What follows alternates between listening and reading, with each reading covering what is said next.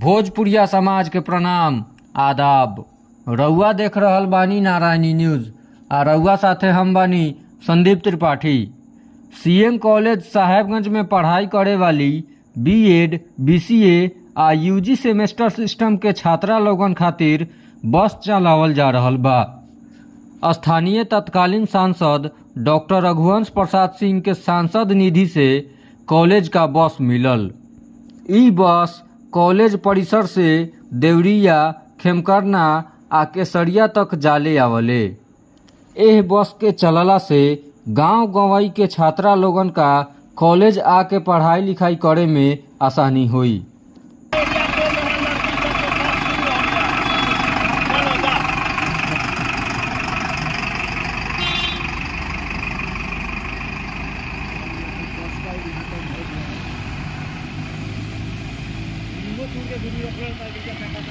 ना ढालिए नींबू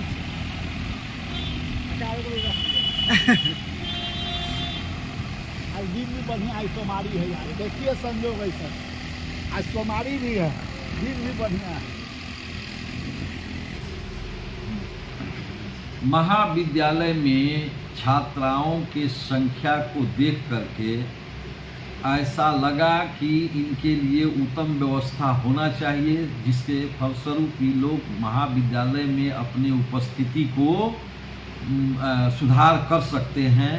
और इसी प्रावधान के तहत पहले हमने बस की व्यवस्था की, जो बस कॉलेज से फुलवरिया, देवरिया, केसरिया की तरफ आती जाती है। वर्तमान में अभी लगभग 20-25 छात्राएं जो है बस से आती जाती हैं।